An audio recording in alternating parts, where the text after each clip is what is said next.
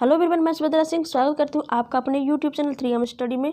Friends, आज मैं आप लोगों के लिए समान अध्ययन का प्रैक्टिस से 30 लेकर के आई हूँ और आप लोगों को इस प्रैक्टिस से टोटल 50 क्वेश्चन देखने को मिलेंगे और ये सारे क्वेश्चन आपके एग्जाम के दृष्टिकोण से अति महत्वपूर्ण है, इसलिए इस वीडियो में हमारे साथ अंत तक बने रहें।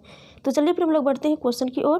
क्वेश्चन की ओर बढ़ने से पहले अभी तक इस फैमिली के सदस्य नहीं बने हैं तो सब्सक्राइब वाले बटन को दबा करके इस फैमिली के सदस्य बन जाए और वीडियो को सबसे पहले पाने के लिए बेल आइकन की घंटी को प्रेस कर लें।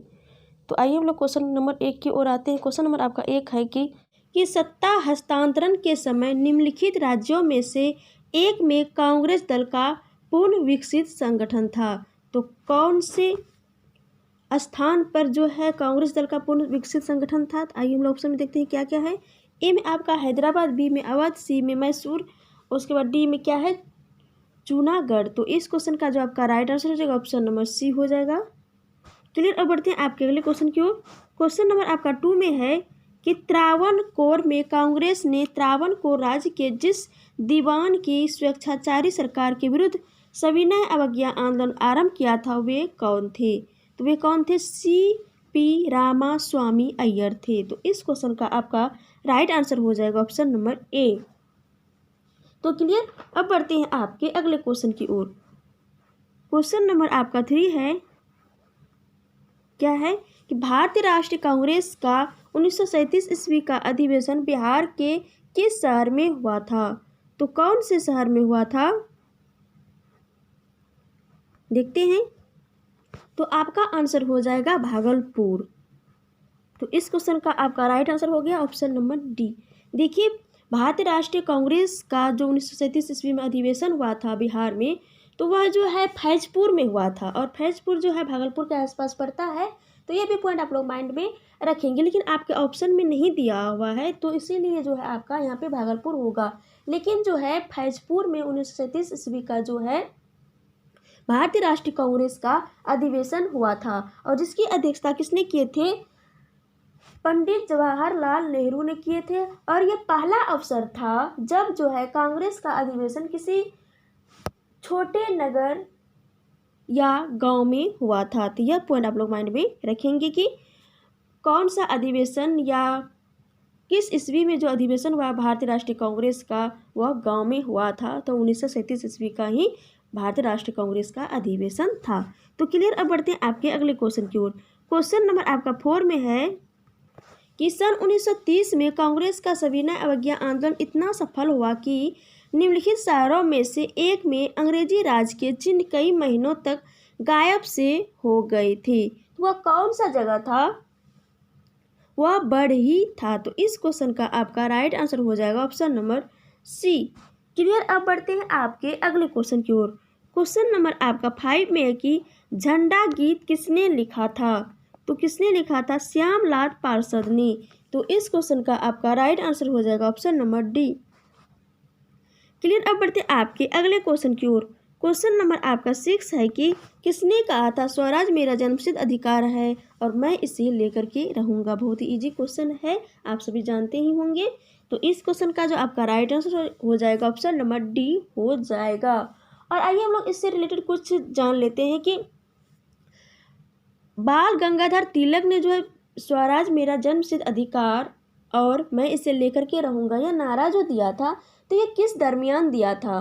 तो यह जो है जब लखनऊ में भारतीय राष्ट्रीय कांग्रेस का क्या हुआ था, अधिवेशन हुआ था, तो उसी समय जो है स्वराज हमारा जन्मसिद्ध अधिकार मैं इसे लेकर के रहूंगा यह नारा जो है बाल गंगाधर तिलक ने दिए थे। और लखनऊ में जो 1916 ईस्वी में जो भारतीय राष्ट्रीय कांग्रेस का अधिवेशन हुआ था, तो उस समय जो उसकी अध्यक्षता किसने किए थे? तो अंबिका चरण मजूमदार ने किए थे। बहुत इंपॉर्टेंट पॉइंट है, तो इसको भी आप लोग माइंड में रखेंगे।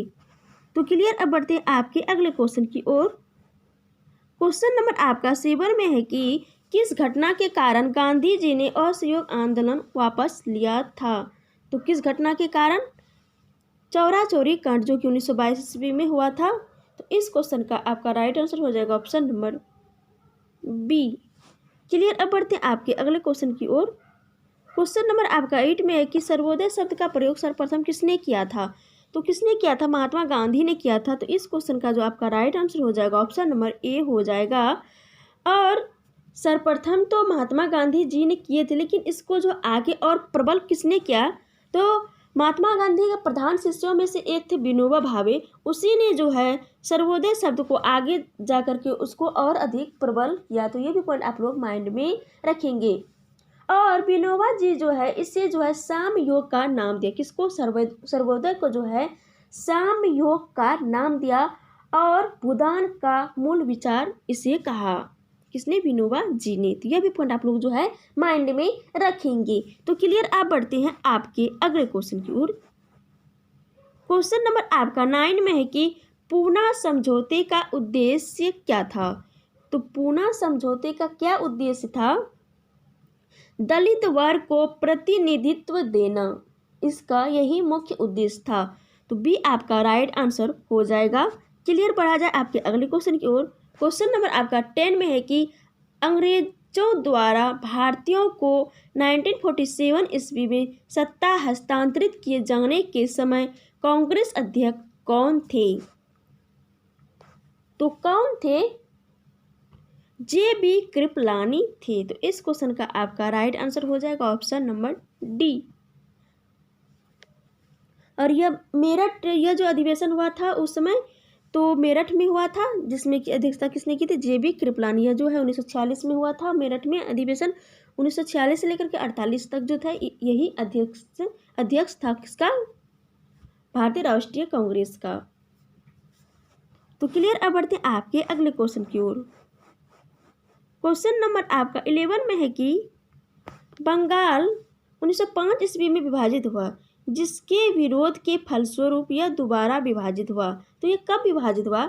1911 ईस्वी में हुआ था। देखिए, जब बंगाल का विभाजन तो 1905 ईस्वी में लॉर्ड कर्जन के द्वारा किया गया, लेकिन उसके बाद क्या हुआ? बंगाल विभाजन के बाद स्वदेशी आंदोलन शुरू हो गया। स्वदेशी आंदोलन जब शुरू हुआ तो 1911 में क्या हुआ कि बंगाल को फिर एकीकृत किया गया। लेकिन बंगाल में जो बिहार एवं उड़ीसा के जो प्रांत थे तो उसको जो है बिहार नहीं, बंगाल से क्या कर दिया गया? अलग कर दिया गया। बिहार में जो है उड़ीसा प्रांत के सहित जो है बिहार को अलग कर दिया गया। तो क्वेश्चन यहाँ पे मुख्य रूप से यही कह रहा है। तो इस क्वेश्चन का जो आपका राइट आंसर हो गया ऑप्शन नंबर सी हो गया 1911 ईस्वी में। और यह जो विभाजन हुआ था बंगाल से बिहार प्रांत, तो यह जो है दिल्ली में दिल्ली दरबार लगा था, जो कि लॉर्ड हार्डिंग द्वितीय के समर्थन में लगा था या उसके नेतृत्व में लगा था, जिसमें कि जॉर्ज पंचम एवं रानी मेरी आई थी। तो उसी ने जो है क्या की थी? इसका विभाजन किया था, बंगाल से बिहार को अलग किया था। तो ये भी पॉइंट जो है आप लोग माइंड में रखेंगे। तो क्लियर, अब बढ़ते हैं आपके अगले क्वेश्चन की ओर। क्वेश्चन नंबर आपका 12 में है। सारे क्वेश्चन आप लोगों को बहुत इंपॉर्टेंट है, इसलिए सारे क्वेश्चन को आप लोग जो है फोकस करेंगे। तो क्वेश्चन नंबर आपका 12 में क्या है कि निम्नलिखित में से एक ने युद्ध के समय भारत की रक्षा के कानूनों के प्रावधानों को, जिसे 1915 में पंजाब में गदर के विरुद्ध इस्तेमाल किया गया था, शांति के समय भी जारी रखना चाहता था। तो वह कौन थे जो जारी रखना चाहते थे? वह जो था लॉर्ड हार्डिंग थे। तो इस क्वेश्चन का जो आपका राइट आंसर हो जाएगा क्या होगा? Option number C. और लॉर्ड हार्डिंग का जो कार्यकाल था या जो वायसराय था भारत का, कब से लेकर कब तक था? तो 1910 से लेकर के 1916 तक था यह। तो ये भी पॉइंट आप लोग माइंड में रखेंगे। तो क्लियर, अब बढ़ते हैं आपके अगले क्वेश्चन की ओर। क्वेश्चन नंबर आपका 13 में है, क्या है देखते हैं कि अमृतसर के जलियांवाला बाग में भीड़ का दमन हुआ था, तो कब हुआ था? तो यह कब हुआ था? 13 अप्रैल 1919 को हुआ था। तो इस क्वेश्चन का आपका राइट आंसर हो जाएगा ऑप्शन नंबर बी। तो क्लियर, अब बढ़ते हैं आपके अगले क्वेश्चन की ओर। क्वेश्चन नंबर आपका 14 में है कि लंदन में द्वितीय गोलमेज सम्मेलन की असफलता इनकी छत्र छाया में हुआ था। तो किनकी छत्र छाया में हुआ था? गांधी इरविन समझौता के छत्र छाया में हुआ था। तो इस क्वेश्चन का जो आपका राइट आंसर हो जाएगा ऑप्शन नंबर सी हो जाएगा। और द्वितीय गोलमेज सम्मेलन कब हुआ था? तो 7 सितंबर 1931 को हुआ था। और प्रथम गोलमेज सम्मेलन जो हुआ था वह कब हुआ था? 1930 में, दूसरा हो गया 1931 में, तीसरा हुआ 1932 में। और तीनों गोलमेज सम्मेलन में जो कौन थे जो कि भाग लिए थे भारतीय, वो डॉक्टर भीमराव अंबेडकर जी थे। तो ये भी पॉइंट आप लोग माइंड में रखेंगे। और गांधी जो है केवल जो है द्वितीय गोल सम्मेलन में यह भाग लिए थे। तो क्लियर। अब बढ़ते आपके अगले क्वेश्चन की ओर। क्वेश्चन नंबर आपका 15 में है कि सन 1932 में निम्नलिखित में से एक आदेश पारित करके अखिल भारतीय कांग्रेस समिति को गैर कानूनी करार दे दिया गया, तो वह आदेश कौन था? तो वह आदेश कौन था? गैर कानूनी संघ अध्यादेश था। तो इस क्वेश्चन का आपका राइट आंसर हो जाएगा ऑप्शन नंबर ए। क्लियर। अब बढ़ते आपके अगले क्वेश्चन की ओर। क्वेश्चन नंबर आपका 16 में है कि स्वाधीनता आंदोलन के दौरान महात्मा गांधी के करीबी अंग्रेज मित्र थे, तो कौन थे? रेवरेंड चार्ली एंड्रयूज थे। तो इस क्वेश्चन का आपका राइट आंसर हो जाएगा ऑप्शन नंबर सी। क्लियर। अब बढ़ते आपके अगले क्वेश्चन की ओर। क्वेश्चन नंबर आपका 17 में है कि प्रथम भारतीय जिन्होंने स्वाधीन भारत में गवर्नर जनरल का पदभार ग्रहण किया था वह कौन था? तो वह सी राजगोपालाचारी था। तो इस क्वेश्चन का आपका राइट आंसर हो जाएगा ऑप्शन नंबर बी। क्लियर। अब बढ़ते आपके अगले क्वेश्चन की ओर। क्वेश्चन नंबर आपका 18 में है कि इलाहाबाद में संपन्न कांग्रेस कार्यकारिणी समिति की बैठक में निम्नलिखित सदस्यों में से एक सदस्य भारत के नाजीवाद, फासीवाद तथा साम्राज्यवाद विरोधी निश्चित रूप के कारण जापान के विरुद्ध गुरिल्ला युद्ध की अपनी योजना के पक्ष में बहुमत जुटाने में सक्षम हुए, वे कौन थे? तो आपके ऑप्शन में है, ए में है सुभाष चंद्र बोस, बी में आपका सरोजिनी नायडू, सी में आपका है मौलाना अबुल कलाम आज़ाद और डी में है पंडित जवाहरलाल नेहरू। तो इस क्वेश्चन का जो आपका राइट आंसर हो जाएगा ऑप्शन नंबर हो जाएगा डी। क्लियर। अब बढ़ते आपके अगले क्वेश्चन की ओर। क्वेश्चन नंबर आपका 19 में है कि महात्मा गांधी का मानना था कि द्वितीय विश्व युद्ध में भागीदारी से आशय निम्नलिखित सिद्धांत का उल्लंघन होगा। तो वह कौन से सिद्धांत का उल्लंघन होगा? वह जो है न्याय सिद्धांत का उल्लंघन होगा, गांधी जी का मानना था। तो ये आपका राइट आंसर हो जाएगा। क्लियर। अब बढ़ते आपके अगले क्वेश्चन की ओर। क्वेश्चन नंबर आपका 20 में है कि भारत अवस्थित है, कहाँ पे है भारत लोकेटेड? तो भारत जो है कहाँ पे है? उत्तरी एवं पूर्वी गोलार्ध में अवस्थित है। जैसे कि आप लोग सभी को पता ही होगा पृथ्वी जो है उत्तरी गोलार्ध एवं दक्षिणी गोलार्ध में क्या है? विभाजित है। तो भारत जो आता है उत्तरी एवं पूर्वी गोलार्ध में आता है। मान लीजिए पृथ्वी है तो यहाँ पे ये उत्तरी गोलार्ध हो गया, ये दक्षिणी गोलार्ध। तो इसी के आसपास जो क्या है भारत यहाँ पे है, सिचुएटेड है। तो भारत जो है आपका उत्तरी एवं पूर्वी गोलार्ध में सिचुएटेड है। तो आपके ऑप्शन के अकॉर्डिंग को कौन सा आंसर आपका हो जाएगा? तो देखते हैं उत्तरी अक्षांश। तो ए में आपका है कि अक्षांश 8 डिग्री 4 मिनट दक्षिण, ये तो नहीं होगा। बी में आपका है अक्षांश 8 डिग्री 4 मिनट उत्तर से 37 डिग्री 6 मिनट दक्षिण, ये भी नहीं होगा। अक्षांश 8 डिग्री 4 मिनट उत्तर से 37 डिग्री 6 मिनट उत्तर तथा देशांतर 68 डिग्री 7 मिनट पूर्व से 970, यहाँ पे नहीं होगा, 97 होगा। यहाँ पे डिग्री का सिंबल है। 97 डिग्री 25 मिनट पूर्व के मध्य। हाँ, तो इस क्वेश्चन का जो आपका राइट आंसर हो जाएगा ऑप्शन नंबर सी हो जाएगा। तो क्लियर। अब बढ़ते आपके अगले क्वेश्चन की ओर। क्वेश्चन नंबर आपका 21 में है कि हिमालय से काट कर एवं बहकर आने वाली नदियां हैं, तो वह कौन सी नदियां हैं? ब्रह्मपुत्र, सतलज एवं सिंधु। ये तीनों नदी जो है हिमालय को क्रॉस कर के बिहार में यह आती है, सॉरी बिहार में नहीं, भारत में प्रवेश करती है। तो इस क्वेश्चन का आपका राइट आंसर हो जाएगा ऑप्शन नंबर बी। और ब्रह्मपुत्र नदी जो है कहाँ से निकलती है? तो राकसताल झील के निकट से निकलती है। उसके बाद सतलज जो है एक सेंगवे खवावे हिमनद है, वहीं से निकलता है। सतलज नहीं, सिंधु। और सतलज भी है जो यह भी है जो तिब्बत के पठार से ही निकलती है। तो ये भी पॉइंट आप लोग माइंड में रखेंगे। और ये तीनों नदी जो है हिमालय को क्रॉस करती है, उसके बाद जो है भारत में प्रवेश करती है। सिंधु जो है आपका लद्दाख, भारत के लद्दाख में प्रवेश करता है। उसके बाद सतलज जो है आपका हिमाचल में प्रवेश करता है। उसके बाद ब्रह्मपुत्र जो है भारत में कहाँ में प्रवेश करता है, तो अरुणाचल प्रदेश में प्रवेश करता है। एक दिहंग जगह है वहीं पे प्रवेश करता है ब्रह्मपुत्र नदी भारत में। तो ये सारे पॉइंट को आप लोग माइंड में रखेंगे। और यदि आप लोग चाहते हैं कि भारत की सारी नदियों को क्लियर करना चाहते हैं तो मैं इसका स्पेशल वीडियो आप लोगों को प्रोवाइड करा चुकी हूँ। आप प्लेलिस्ट में जा कर के भारत की नदियाँ को सर्च करेंगे तो आपको मिल जाएगा और आप वहाँ से अच्छे तरीके से कंप्लीट कर सकते हैं। तो क्लियर, अब बढ़ते हैं आपके अगले क्वेश्चन की ओर।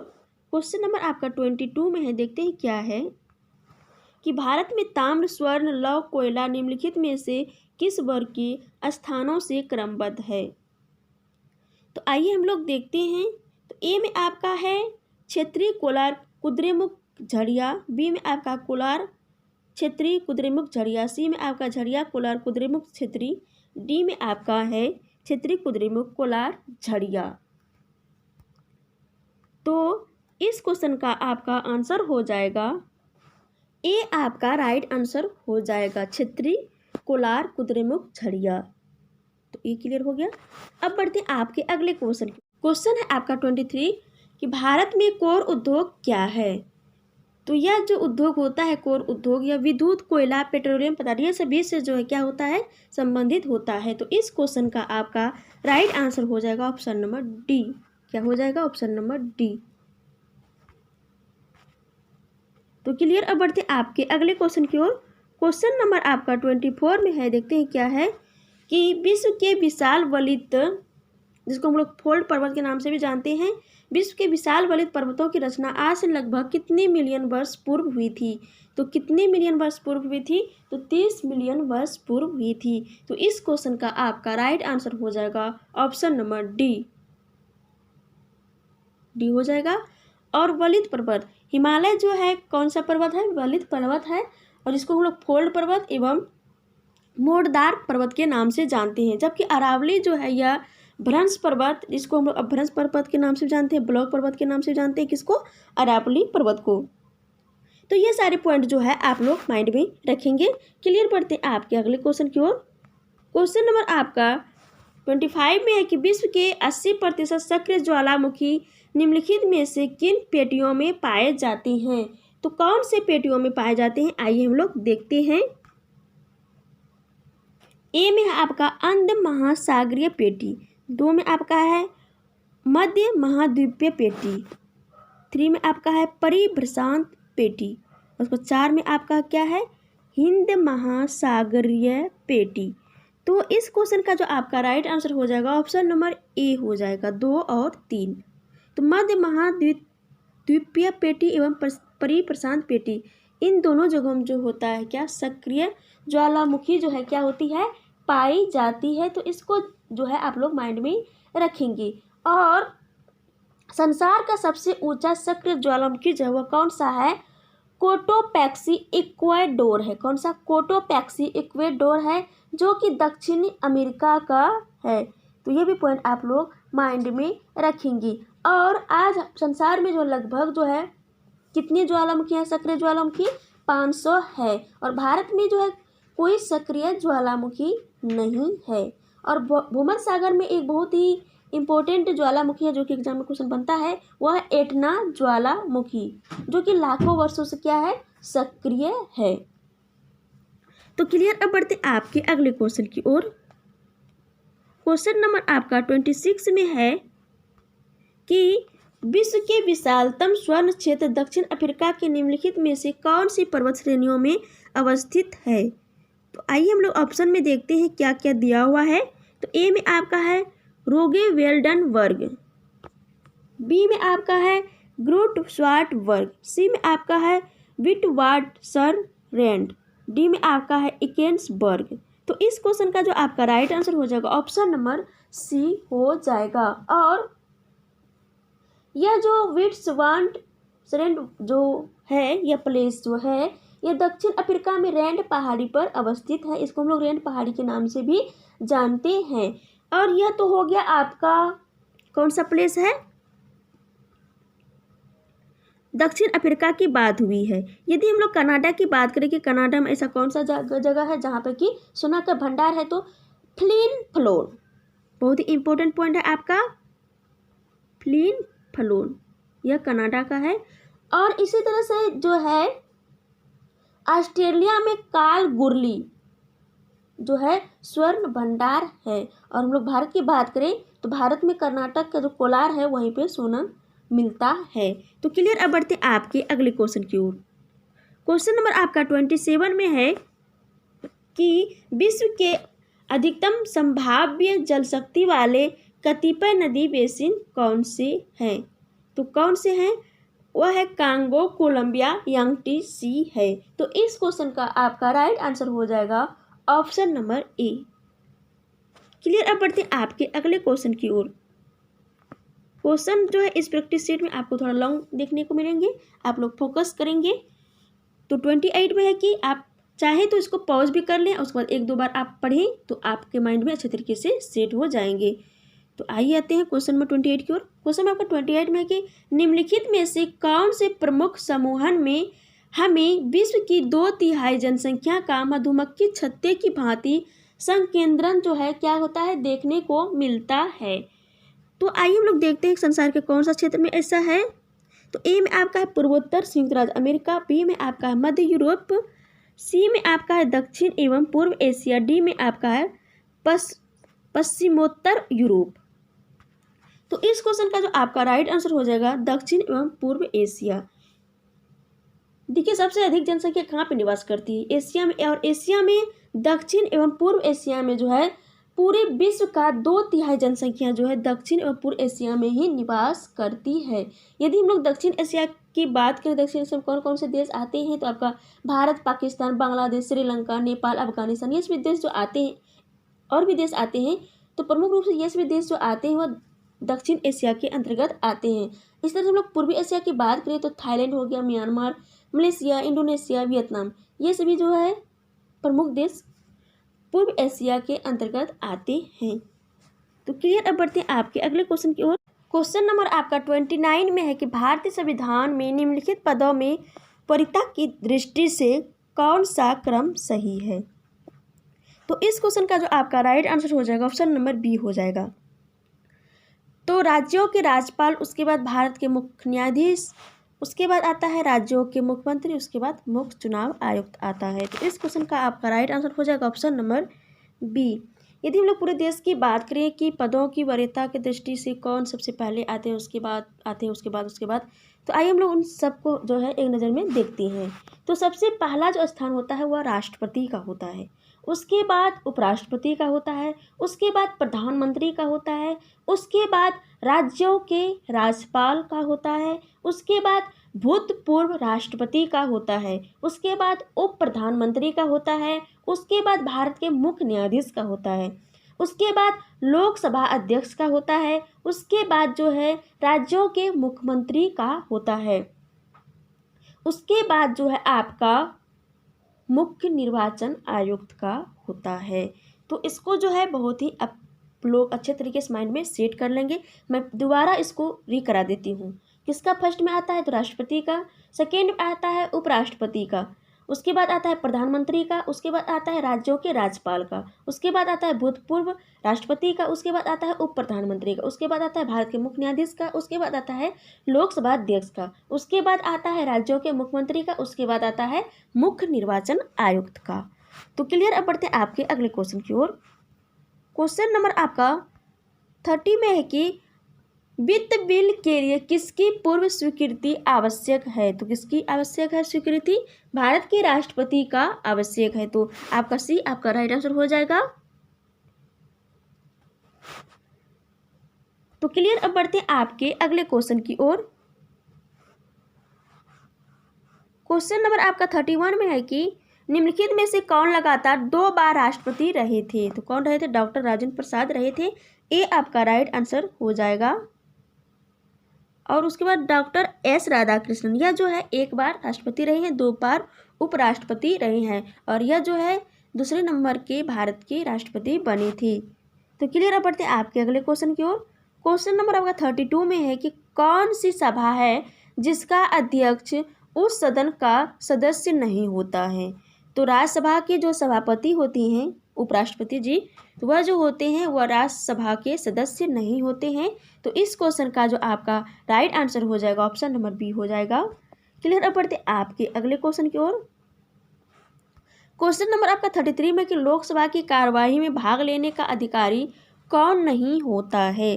तो भारत के जो राष्ट्रपति के सचिव होते हैं वह जो है लोकसभा की कार्यवाही में क्या होता है, भाग नहीं लेता है। तो आपका डी आपका जो है आंसर हो जाएगा। क्लियर। अब बढ़ते आपके अगले क्वेश्चन की ओर। क्वेश्चन नंबर आपका 34 में है कि भारत के राष्ट्रपति को विशिष्ट केंद्र राज्य राजकोषीय संबंधों के बारे में सुझाव किसके द्वारा दिया जाता है। तो किसके द्वारा दिया जाता है, वित्त आयोग के द्वारा दिया जाता है। तो आपका डी राइट आंसर हो जाएगा। क्लियर। अब बढ़ते हैं आपके अगले क्वेश्चन की ओर।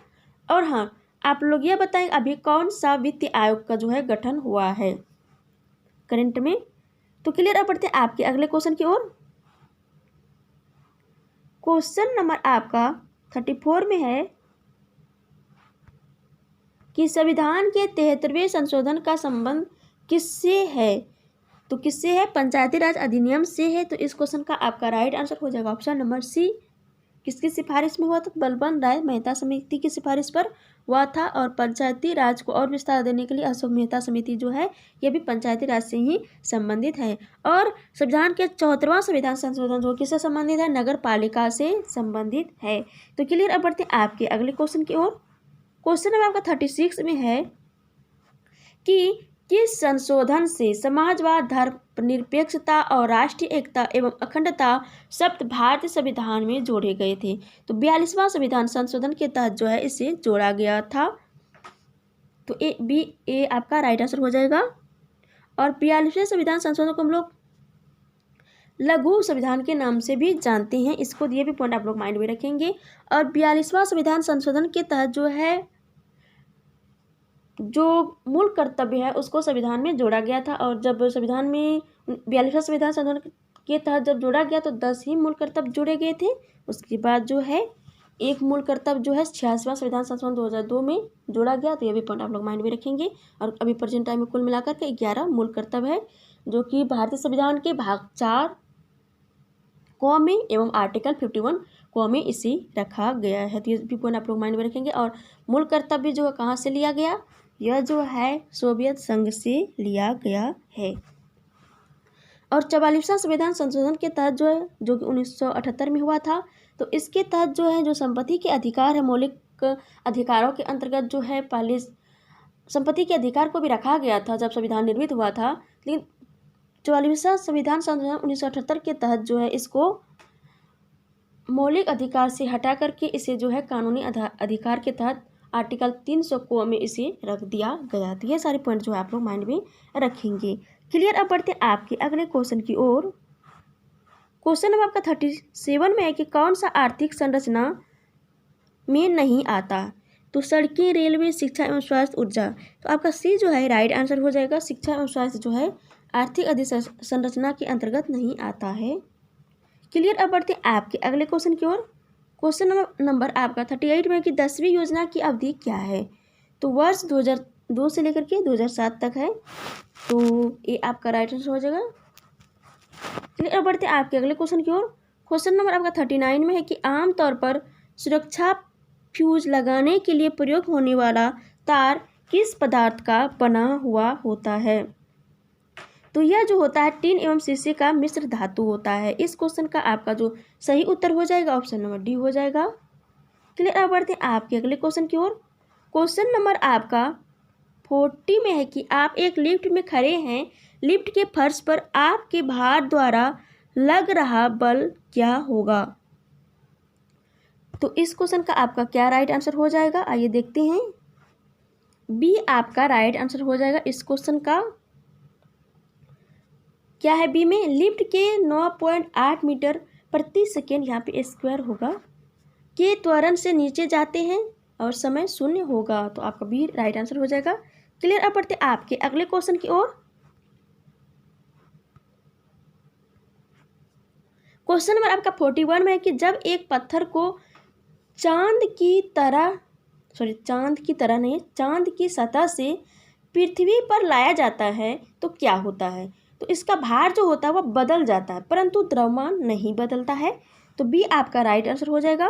क्लियर। अब बढ़ते आपके अगले क्वेश्चन की ओर। क्वेश्चन नंबर आपका 42 में है कि शुष्क बर्फ क्या होती है? तो जो है यह ठोस कार्बन डाइऑक्साइड होती है। बी आपका राइट आंसर हो जाएगा। क्लियर। अब बढ़ते आपके अगले क्वेश्चन की ओर। क्वेश्चन नंबर आपका 43 में है कि पीतल के बर्तनों को कलई करते समय गर्म बर्तन के सफाई के लिए प्रयोग किए जाने वाले अमोनियम क्लोराइड चूर्ण से निकलने वाला धुआं है, तो वह किसका धुआं होता है? देखते हैं। ए में है आपका अमोनिया का, बी में आपका है कार्बन मोनोऑक्साइड का, सी में आपका है हाइड्रोक्लोरिक एसिड का, डी में आपका अमोनिया एवं हाइड्रोक्लोरिक एसिड का। तो इस क्वेश्चन का जो आपका राइट आंसर हो जाएगा ऑप्शन नंबर डी हो जाएगा। अमोनिया और हाइड्रोक्लोरिक एसिड का जो है होता है, क्या होता है? वह जो है अमोनिया क्लोराइड चूर्ण से निकलने वाला धुआं होता है। तो क्लियर। अब बढ़ते आपके अगले क्वेश्चन की ओर। क्वेश्चन नंबर आपका 44 में है। देखते हैं क्या है कि जस्ता की एक आयतन भाग जिसका घनत्व कितना होता है? जस्ता का 7100 किलो प्रति मीटर होता है को दो आयतन भाग तांबा का घनत्व कितना होता है? 8900 किग्रा प्रति मीटर होता है, से मिलाने पर पीतल बनता है। तो पीतल का जो घनत्व होता है वह कितना होता है? तो इस क्वेश्चन का जो आपका राइट आंसर हो जाएगा ऑप्शन नंबर बी हो जाएगा। 8300 घन किग्राम मीटर होता है। तो यहाँ पे जो है मीटर पर 3 पावर होगा, तो यहाँ पर भी आपका यहाँ पे भी 3 पावर होगा, यहाँ पर भी 3 पावर होगा। तो इसको आप लोग क्लियर कर लेंगे। तो क्लियर। अब बढ़ते आपके अगले क्वेश्चन की ओर। क्वेश्चन नंबर आपका 45 में है कि अल्कोहलिक खमीरन का आखिरी उत्पाद क्या है? तो देखते हैं हम लोग ऑप्शन में क्या क्या दिया हुआ है। आपका ए में आपका है पाइरुविक एसिड, बी में आपका है एसिटेल्डिहाइड, सी में आपका इथाइल अल्कोहल, डी में आपका है फॉर्मिक एसिड। तो इस क्वेश्चन का जो आपका राइट आंसर हो जाएगा वह क्या होगा? इथाइल अल्कोहल होगा। सी आपका राइट आंसर हो जाएगा। क्लियर। अब बढ़ते आपके अगले क्वेश्चन की ओर। क्वेश्चन नंबर आपका 46 में है, क्या है?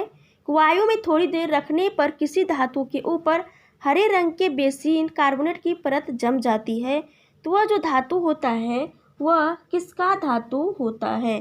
तो वह जो है तांबा का होता है। तो आपका ए आपका राइट आंसर हो जाएगा। क्लियर। अब बढ़ते हैं आपके अगले क्वेश्चन की ओर। क्वेश्चन नंबर आपका 47 में है कि हाइड्रोक्लोरिक एसिड कांच की बोतल में नहीं रखा जाता है, क्योंकि?